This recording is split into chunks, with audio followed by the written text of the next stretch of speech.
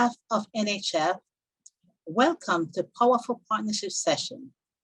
My name is Sonia Roger, Education Coordinator at the National Hemophilia Foundation. We would like to thank the generosity of our 2021 sponsors. Without their support, this event would not be possible. Next. Next. Powerful Partnership Session. For privacy purpose, please change your Zoom name to your first name and registration code. For example, it could be Lisa, you put consumer next to your name. If you're exhibitor, you could put Peter, and if you're a nurse, you could put Tom. Next, please. Use the chat and Q&A features to write in questions and comments. The speakers will try to respond to as many questions as possible at the end of the session. Make sure to give additional feedback at the end by filling out the evaluation. This presentation will be recorded and will be available to watch online. Next. Here are our speakers' disclosures. Next. Now, let's turn to our wonderful session, Powerful Partnership. At this time, I would like to introduce Kathy Tiggs, the moderator. Thank you. Good evening, everyone. Thank you for joining us today on this awesome evening. It's a Friday evening.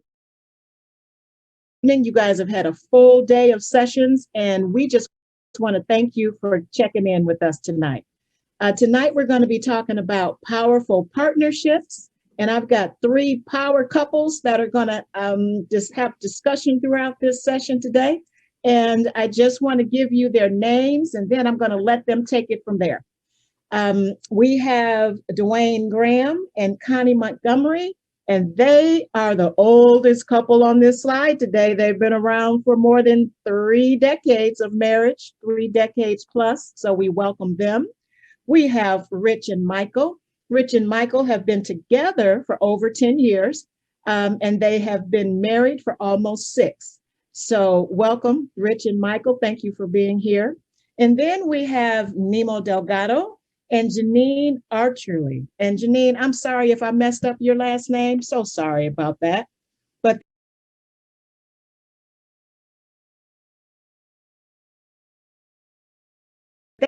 they have been together for over 20 years. So I am going to get out of the way because we have a lot to cram into this 35 minutes.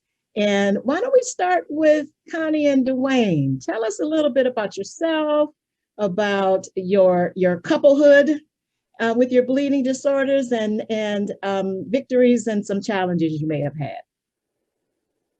Well, my name is Connie, and I'm, of course, a wife and a mom. We have 2 adult children.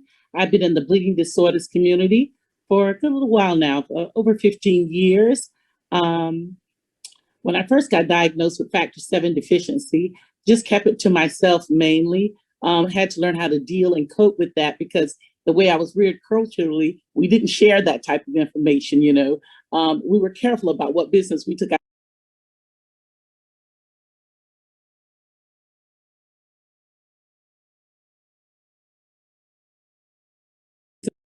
of the home. What happened in the family stayed in the family. So since then, I've gone to several conferences, and I learned that to make it the best I could with the bleeding disorder in this world, I needed to network, communicate, and meet people. And that's exactly what I did, and was really blessed from that point. And then we learned that my wonderful husband sitting here with me, Dwayne Graham, had a bleeding disorder. Yes, my name is Dwayne Graham, and I've been married to Connie for 31 years, this coming July. Like you mentioned, we have 2 adult kids.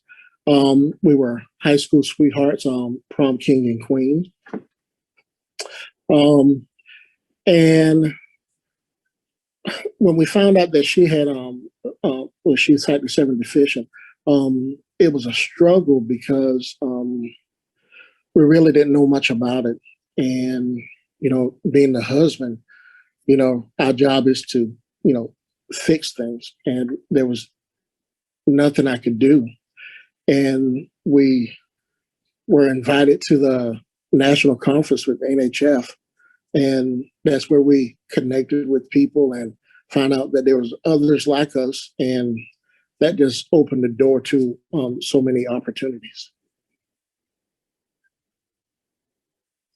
That's awesome. I want to go back to something that you said, Dwayne. You said that as a man, you want to fix things, and you didn't know anything. You didn't know how to fix it for her.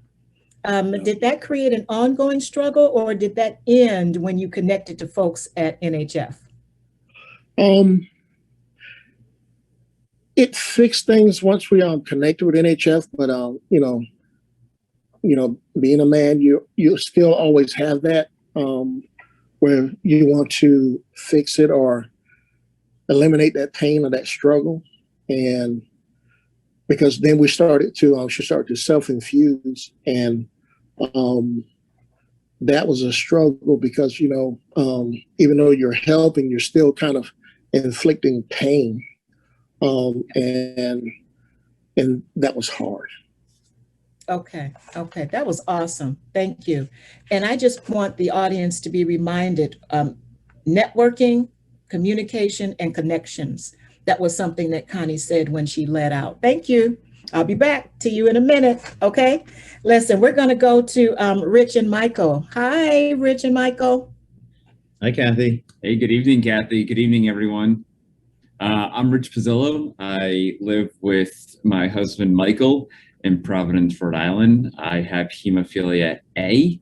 It runs in my family. So my grandfather had it. My mom's a carrier. I have two brothers. One has it, one does not. Very similar to what was just said is as you get older and you go through the grievance of accepting denial, anger, I think of with any chronic condition or life episode.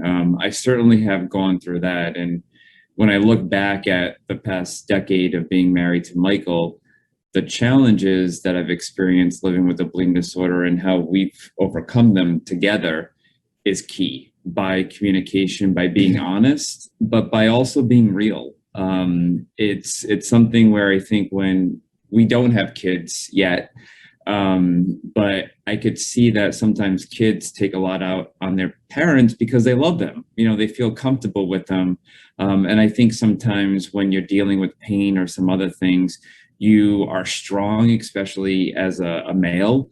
You want to be strong for others and yourself, but you have your partner to lean on to help you through some of those really dark times. And I'm Michael de Grand Prix, and like Rich said, at first I thought he was going to say that we were roommates, and I was like, no, we're not. We've been married, like he said, for 6 years, and I have grown in ways that I could never have imagined, to be so thrilled to have, our bleeding disorder family a part of our lives. This has been an unexpected journey that's yielded the most incredible relationships and successes and challenges I ever could have imagined. And this is, I'm thrilled to be here with Rich, nestled in our little Zoom box here. But I used to work for the Hemophilia Federation of America. I was there for several years. And I felt really close, especially at that time, to Rich and his bleeding disorder. And I've recently moved on career-wise, but I still feel so connected. And I'm so grateful that, we, even though this bleeding disorder is a part of our lives, we still find ways to have fun and use the challenging moments for education for one another. And there's like 3 layers here. There's him, there's me, and then there's us. And, every time that something comes up, we use that. We think about those 3 layers and how that's going to affect us. And so, like I was saying recently, I changed jobs, and I've had to kind of recombobulate just how I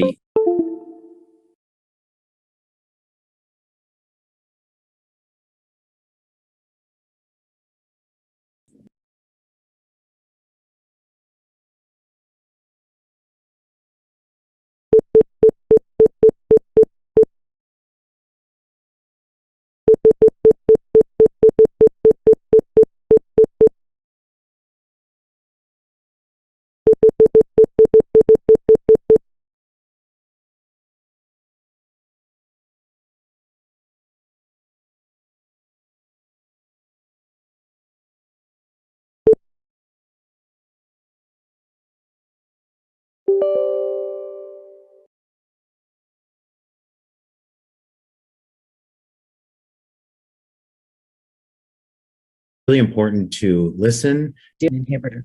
And not only that, but once an inhibitor hits, you mentioned losing control of your body and losing control of some of those outcomes. So maybe in the question and answer session later on, some of you guys that are listening to us tonight, if you have any questions about inhibitors and how it may have impacted the relationship, you can ask that of Rich shortly. Okay. Dwayne and Connie, what about you guys? It's almost like you grew up together. And how does that, so Rich grew up with a brother and a grandfather, you know, having no information, wrong information, then growing into somebody that was no longer going to be a weatherman, but still on camera, right? What about growing up with it and growing together with that bleeding disorder? Dwayne or Connie, what do you think?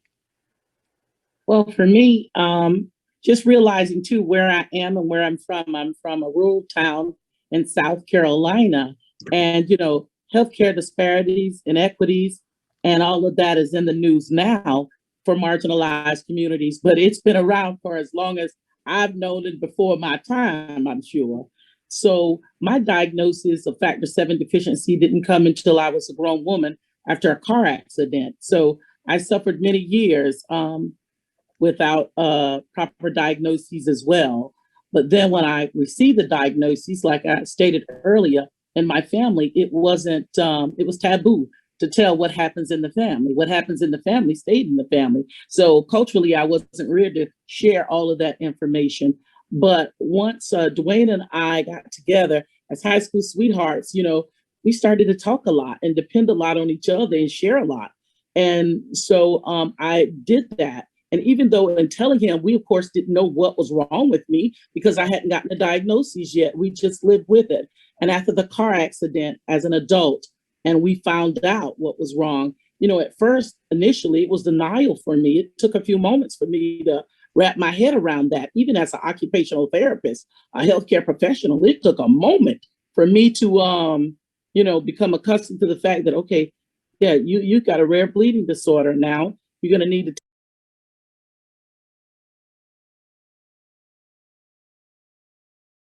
take some, you know, proper care of yourself when it comes to certain things. And being blessed by God, because faith is a big part of my life with Dwayne early on, and him helping me, you know, talk through it and then reach out and access care through going to conference, blessed by scholarship from NHF. It used to be called the First Timers Scholarship for new people that was invited into the community. And I'm so grateful for that scholarship because it made all the difference in us accessing care. And the first conference I went to was in Chicago, and I think it was 2011. And it just opened up a whole new world for us. Awesome, awesome. Dwayne, did you want to add something? Well, and like Connie said, even coming from our part of the country, we really didn't hear about hemophilia. It was you're a free bleeder. So the knowledge wasn't there. And then when we found out about it, then we found that our kids were affected by it.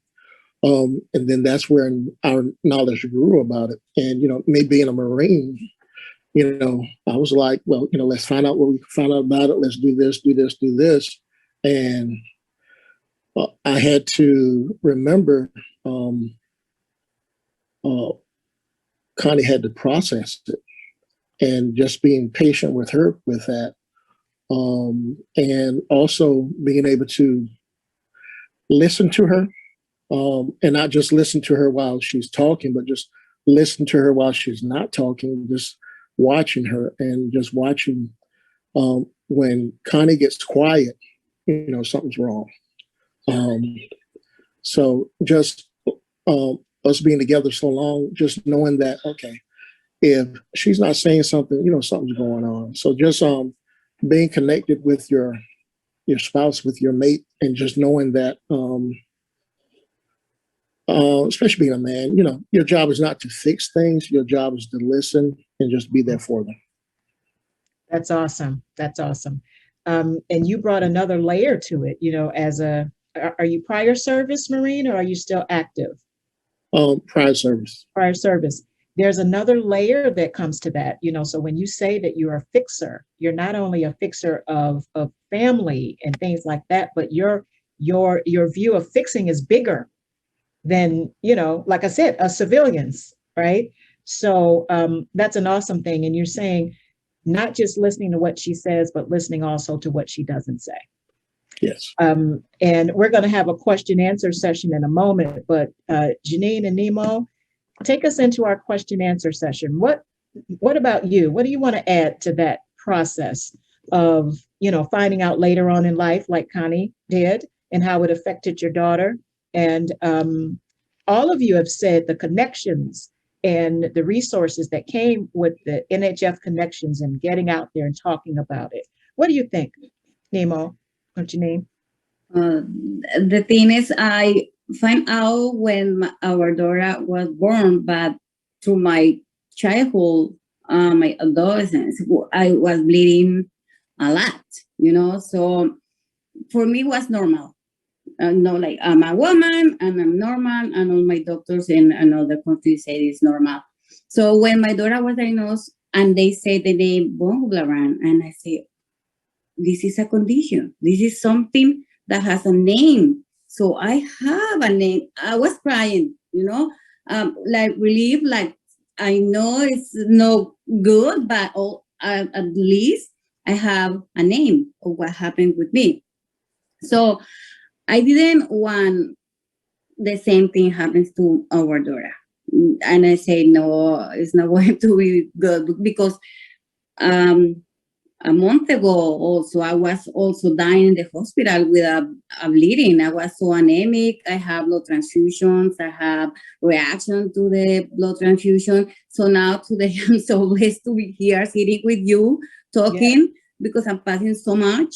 So through all these years of educations and using the tools that National Hemophilia Foundation and all the organization, the local organization, New England Foundation, all of them are providing us, and using in the right way, we could have our daughter be diagnosed in the proper way, have the proper treatment.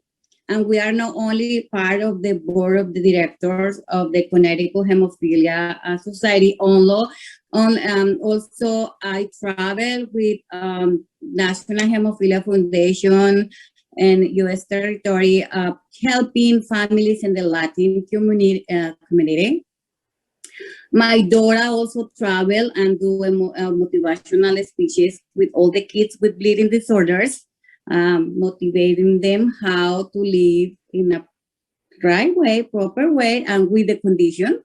So I think we are using all the things in a very positive way. Even I was dying in the hospital when, months ago, I say, no, we have to continue. We can't stop. We demand our rights. I finally found a doctor that he say, yes, your condition is severe. I'm going to give you prophylaxis treatment. You are going to have factor medication after so many years. And I am so grateful. And also so grateful with my husband, because he has been with me during this long and very hurtful journey. He's never say, what happened? I'm going to leave you. He is always there supporting us. Two women bleeding at the same time, like very patient with us. So this is really a part also to new couples or other couples. The support of the partner is very important. I want to add something to that, and I have nothing. I'm like bad weed, which will never die, right? Nothing ever happens to me. But where I'm going is this: and I guess what I want to do is pass it along to people. The support that we get from all the organizations is really important. And I'll go back to the fact that I have nothing. What I do with it is I actually attend every single conference I can to get not only the confidence to deal with it, but to get the knowledge I need to help them. Because, we're all together, right? We're all together. And therefore, my job, I want to say that it became learning as much as I can to be able to be with them. So I attend, again, every conference that I can, even if it's with women, because a lot of times there's only women in the group and I'm the only man. And, they'll ask me, what are you doing here? Well, I'm trying to learn as much as I can to help, my wife and my daughter. So I always are for them. So my job became that, just to learn and be there for them. Wow. Wow. We're going to get into the question and answer session in a minute, but before I do that, I just want to say all of you, and this was not done by design, audience. I just want to let you know that you all tie into one another in a lot of different ways. And that just goes back to all of you saying the networking is what ties you and what binds you and what strengthens you, the networking. So when you're talking about you went through the grief process and now all the way up to the point where you are a resource and you have been strengthened by the resources and you have been strengthened by the relationships, right? I think that is just powerful. That right there makes the relationship and the partnership powerful within itself. So I'm going to stop talking and I'm going to let the audience have an opportunity to ask you some questions. So, but before I stop talking, I just want to let you know that we have people from all different walks of life that are on this session tonight. And I think that with what you've said, you've touched every single last one of them in one, even if it's just in one way. I always say, if you walk away with one golden nugget, it's been a success. So now let's get out of the way and let the audience ask some questions. Good.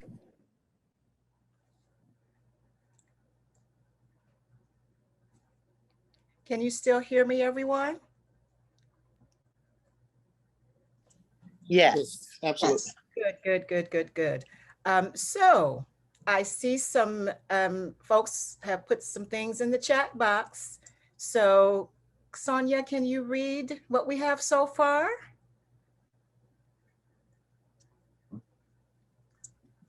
Okay, I see you have here. Kudos to all partners for stepping up. Indeed. So that's what I see here so far that I see. If there's any other questions, please put in the chat. I saw Ron. Ron, I'm just going to use the first name because it was in the chat, but thank you for that, Ron. I appreciate it. And Michael, you know you're funny, right? You are now coming in and out of view. Like magic. He's like Casper. I know. I paid extra for this, by the way. So I just maybe need to not wear the green shirt, but here we are. Okay. You've done well up until this point. The entire presentation, you didn't disappear. Now you're gone again. Well, I'm in Back to the Future, so you can just call me Michael J. Fox, and That's Rich is okay. the doctor. Kathy, there's a question here. It says, what kind of bleeding disorder does Dwayne have? Oh, where we go? I have factor V Leiden.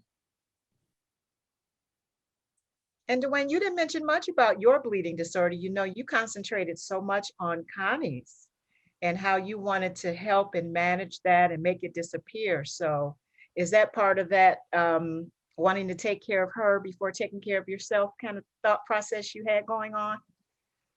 Absolutely. And I only say what she tells me to say. So that's why I do. Smart man.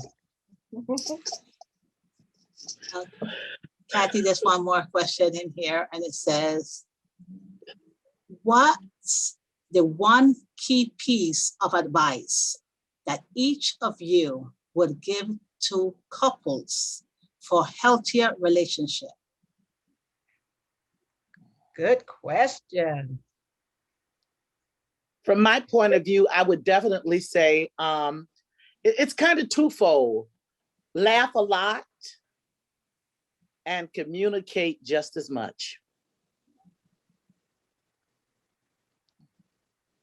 Well, Connie kind of stole some of mine, but figure out what makes your spouse or your mate laugh, and do it as much as you can, and just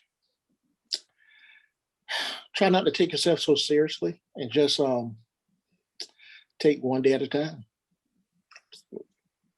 Mike and Rich, before you chime in, I just want to tell the audience, do you see how Connie is looking at her husband of 31 years, man? She still has the stars in her eyes. And you know, that really speaks to what you just said, right? Keep her laughing and keep it light. Yeah. Okay, I'm sorry, Rich and Michael, go ahead. I'm just trying to show up, but Yeah, I'll come back. There you go. yeah, you go back and I'll come forward and we'll just switch. I would say for our relationship, I think that, you know, taking it one moment at a time and just being present with my spouse, with Rich, and just appreciating, you know, there's sometimes when I'm just like, yeah, I'd love to go get pizza tonight, but you know, Rich wants to go to get Chinese. And so you just kind of make adjustments and just think about, you know, I think about what the the fact that you're a part of a team.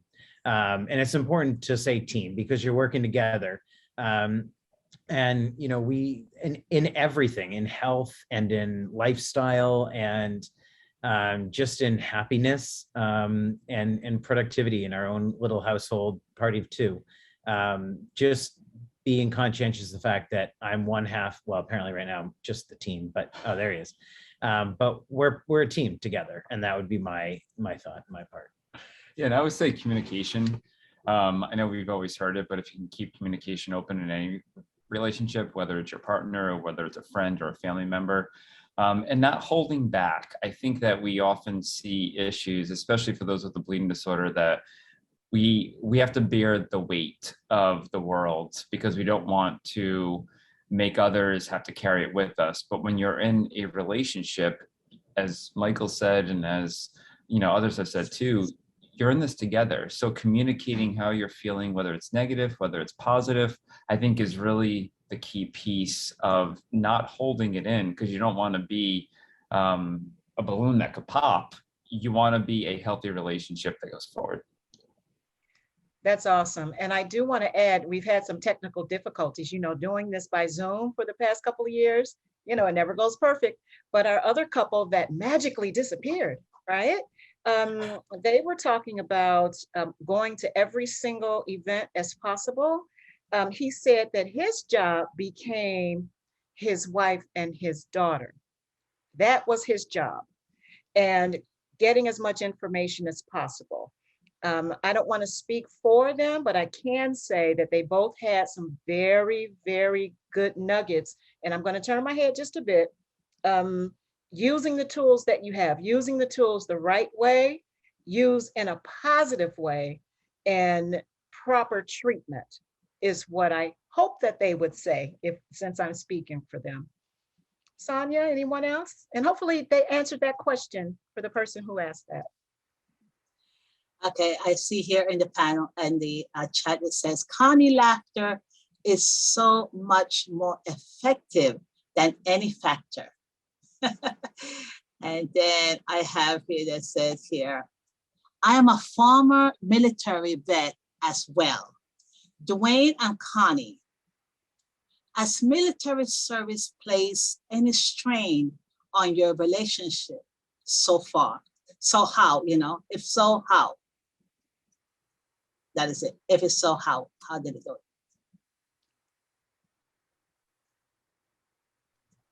Well, for us, I got my diagnoses, even though I had the symptomology all of my life, after Dwayne's military service. But then after Dwayne's military service, we absolutely loved the United States military. And so we became private government contractors. And we served in the European theater for a while.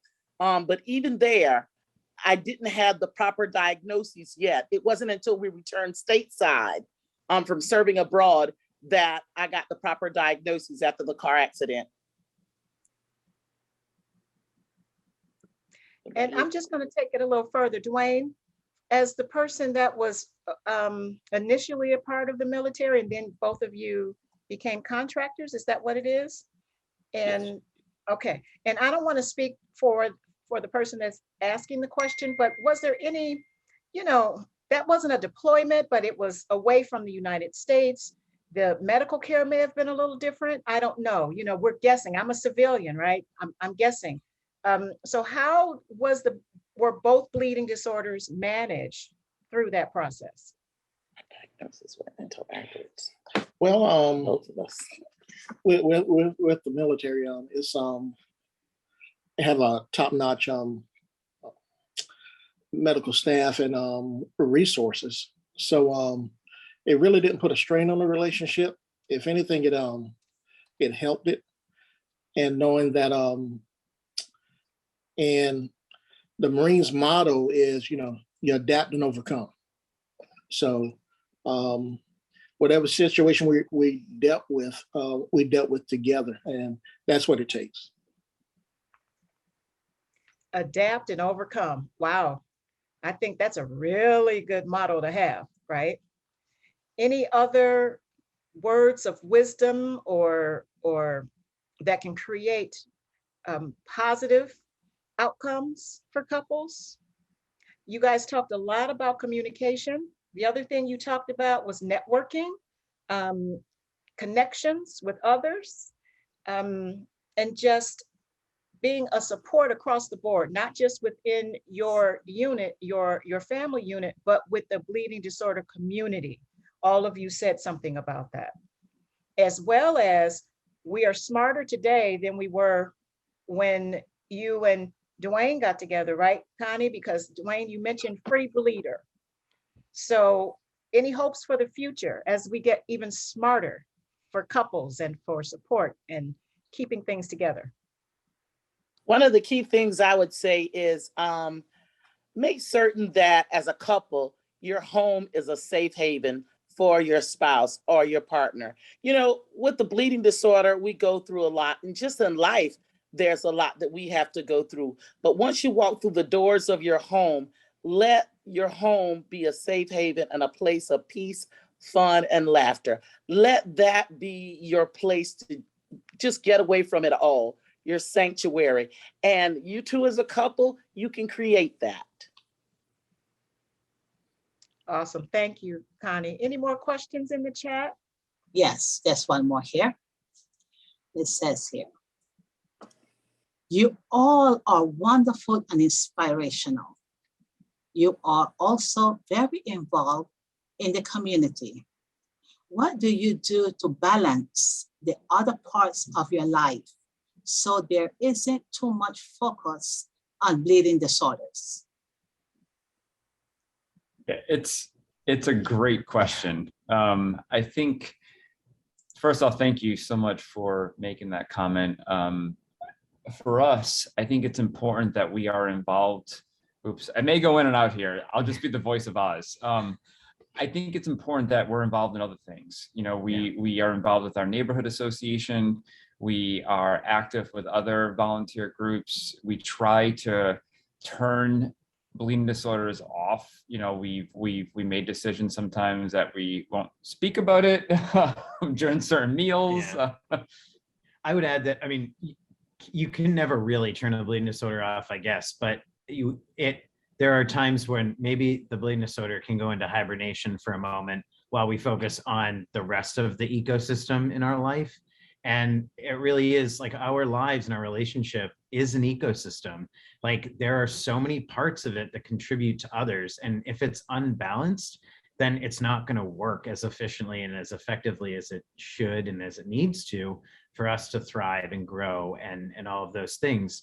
So to complement what Rich was saying, and actually what Connie and Dwayne were saying too, is that like you have to make space for your needs. And I know for Rich and I, like especially during the pandemic, you can't really do much this last year, but we did find opportunities to go and hit the bike trail or go for a daily walk at 5 Yeah. o'clock. We said we're putting our computers down and just Yeah. go for a walk. And it became a really nice way of decompressing and just going for a 2-mile walk and just focusing on being outside. Like those things that you take for granted that I think the last year has really put into perspective. Yeah. The easy, free things to do that we often overlook. But with intent, like doing it by design. And also, just for the record, something I noticed in my life recently that's affected both of us is like, we, you, everyone, we all deserve to have some time to ourselves to implement balance and do what we need to. Like, yes, of course, we have to be conscientious of others around us, and I have to be conscientious of Rich's needs, but I also need my own balance. And so I have things like going for a run. I have a run schedule that I made for myself that's on my terms and it works for me. And that's been really helpful. I mean, you don't have to do something physical, but maybe you just want to sit and do a puzzle for an hour and that works for you. But that's something that we've worked on and that works for us. So what you're talking about are those techniques that allow us to de-stress, decompress, just kind of relax and let everything go. And you said the bleeding disorder, turn it off. And that is getting rid of the third person in the room, right? Yeah. So it's the two of you plus the bleeding disorder, and we're going to turn you off.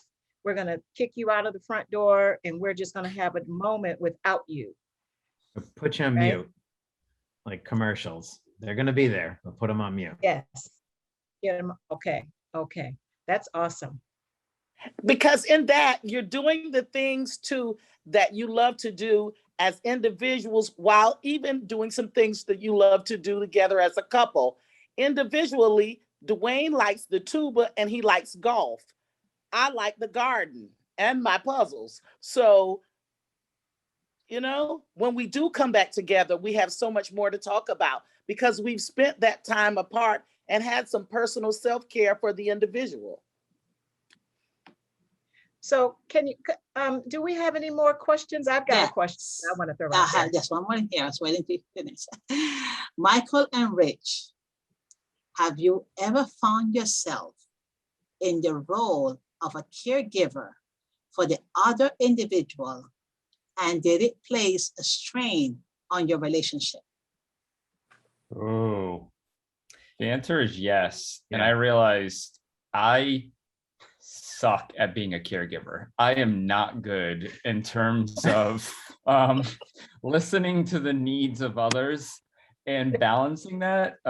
Michael had a kidney stone, and if we had that recorded, it would be quite the scene to see. But I did realize that the things that I would like to happen when I'm in pain or I need to balance it, I did exactly the complete opposite when he needed me. So it was a good lesson around that. It was a role defining moment for both of us.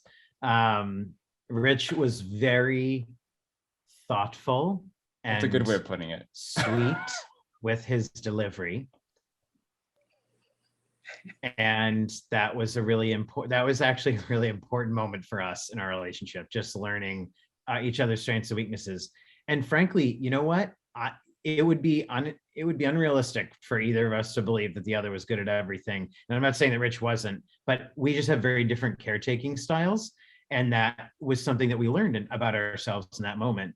And when Rich had a surgery a few years ago that was pretty major, we had to go up to Mass General for some stuff, and we were there for a few days. And I don't want to say it placed a strain on a relationship, but you have to be, this is the year of the Olympics, so I'll use an Olympic analogy, that you have to be agile and you have to be tactful and planful. Like a bleeding disorder is a third member of our relationship, I guess, of our boy band here. But also it doesn't, just because it's here, we know it's here. So we know it can rear its head whenever it wants. It's unpredictable, much like the weather. So you just have to know that if it's going to show up, if Rich has to go for surgery, great. Like he has to go for surgery. Not like the past is what it is. The fact that it's here is it's here. So let's be as diligent to take care of it in this moment as we can, and then proceed forward and do the best we can with what we have. And that's really the best. That's what we have to, what we found works for us. And like if we're in, for both of us, really, like we just are in the moment, balance as we can, and then just kind of whatever happens, and you roll with it, and you just have to be agile in that sense. And I think knowing your strengths and weaknesses, I learned a lot during when I was a caregiver, but we have to talk it out too, right? As no couple can master everything perfectly, because that's not a human being, but you find your weaknesses, and as long, going back to communication, you talk through them of what could have done better, where you may not have the strong suit. That's how you work through problems or issues or adversities and obstacles. And I think that that's the key, is don't pretend it's not the third player. It is, but just talk through it. Yeah. You know what I have to say before we go to the next question, that it's, you know how you give your best in a job interview? It sounds like you guys are just interviewing for a couples therapy team, because it sounds so great, right? And I'm pretty sure that we might have people on the line that might be struggling with some things. So Sonia, do we have any more questions? Because I want to put a question out there to the couples as well. No, not a question, but comment. It says, great information. This is all excellent advice. It is. Now, just like in a job interview, when everybody is given all the perfect answers, right? So if you tell us some of the weaknesses that a couple might experience, just based on your years, your combined maybe 40 plus years of being, between the two couples, what are some of the struggles that a couple might have that you might be able to leave them some words of wisdom with? I know we've talked about communication a lot, and that can be the main thing that impacts a lot of other things in a relationship. Is there anything else that you might want to pull out and say, hey, watch out for this?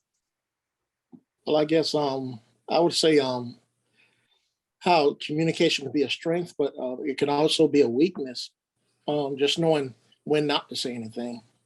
Like I said, as men, we try to fix things, but sometimes that's not what she needs.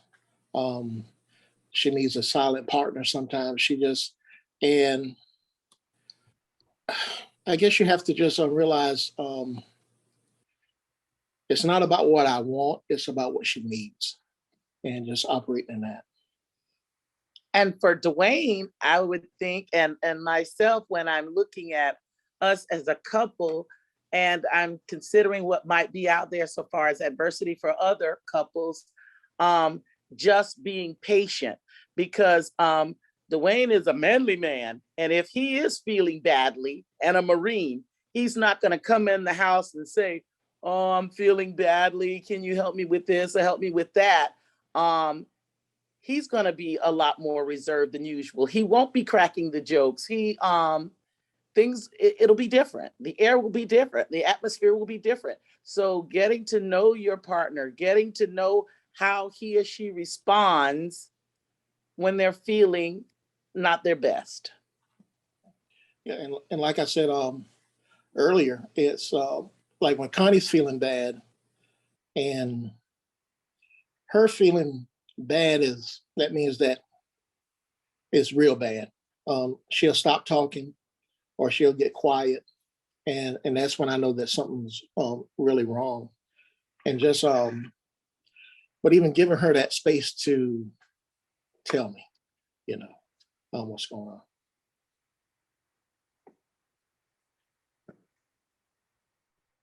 Rich, Mike? I think for this, I would just say, being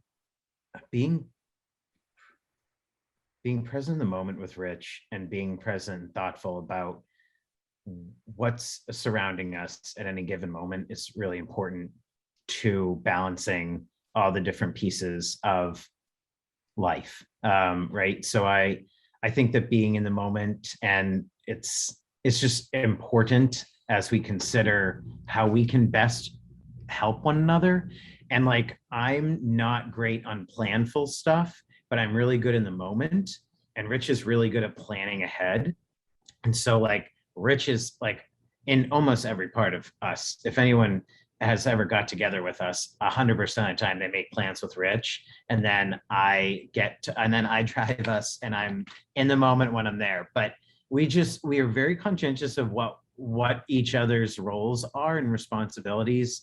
And not like that we sat down, did a spreadsheet and had a conference call with a PowerPoint, but like, we just are aware of what the others can do really well and how we can pick up in either direction. That's been really critical to the success of us, and just being willing to go with the flow. I mean, I know, with kids, schedules are important, and in life, there's routines and things like that. But I just keep going back to, communication is important, but also is adaptability, and just being able to maneuver when things happen that you can't expect. And I've got like 15 more analogies in my head about things showing up, about hurdles, but I'll spare you those. It's just, I find that ability to adapt and that ability to already know what about Rich is his strengths and weaknesses, and then being able to play off that is really important. Yeah, and I think, to piggyback on what Michael was saying, is understanding those weaknesses and strengths. I think that in any relationship, it's not a downfall, just because it's actually a good thing that you're not the same person. Because if you're the same person, you probably drive each other insane. And I think that plays a major role in dealing with any adversity, whether it's a bleeding disorder, whether it's financial, whether it's a tragedy, no matter what life throws at you. I think understanding how I'll react, Michael understands, and I know how he'll react. And that's where the balance comes in, because we have that as the foundation. I would also add to that, it's the two of us, but also and going back to my ecosystem thing, there's a whole bunch of people around us. Like, so maybe we both are very fortunate. We have strong families. So we come from big, strong, like, families that are really helpful for us to lean on. But even if you don't, you have a family and a support system that's built into this community. And so, while it might be the two of us and then hemophilia tagging along for the ride because she wants to have all the fun with us, but there's a whole, like, another lot of community that's here to participate and be a part of, like, our life when we need them, and in times when we don't. And that's the great thing about this. I mean, it's also attitude and perspective, but like, if we know that when we're down, when we need help, where we're weak, there are people around us who can help us. So to go back to the name of the session, Powerful Partnerships, that's almost what makes us powerful, is that we know we're part of something bigger that helps us to keep going and support us when we're down and in those kinds of situations. And Michael, that's a great place we are running out of time. I don't know if we have one more question, Kathy. Yes, there's a question here. After multiple years together, how has your role in the relationship evolved? What do you know now that you did at the beginning that would really help a new couple?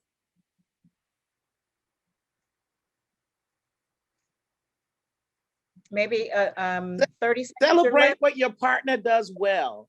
Celebrate what your partner does. Celebrate those little wins. Celebrate them. When he or she does something well, tell them, say it. I mean, really, give them their flowers. Awesome. Great advice there. Yeah, no, I think Connie just said it perfectly. Every year you get wiser, not just with age, but with your relationship. And we clearly have much wisdom to learn from this fine-looking couple to the north of us, Connie and Dwayne, right here. I guess they're south. Yeah, but south, in but South Carolina. but on the Zoom, they're north. But I think that, you know, that is a big piece. Is we don't know what tomorrow's going to bring, next year's going to bring. I mean, there's a lot of unknowns, and we're all in for a bumpy ride, whether it's what life is going to look like post-COVID or just life in general. There are going to be some really tough things every couple or personal individual is going to have to go through. But when you do it together, I strongly, and I know you believe this too, we can overcome it because our foundation is we are honest, we communicate, and we trust each other. And I think that's a big piece of how to work through whatever life throws at you. I'm usually Yes. very long. Oh, I'm usually very long-winded, but I'll be short on this one because it's the one thing I believe so strongly. Hemophilia and bleeding disorders are a challenge. Period. It's a doozy. But the thing I didn't know when I started this that I know now is I didn't realize how much stronger we would be as a result of something that is often referred to as an adversity. Thank you, Michael. That's a great way to finish this Yes, session. one more. Sorry, Kathy, I just want to throw this in fast. It Okay. says here, I have heard adult guys with hemophilia say that it creates tension when their partner tries to overly take care of them because it reminds them of self-limited belief their family was imposed on them. Do you think that is common issue in the community?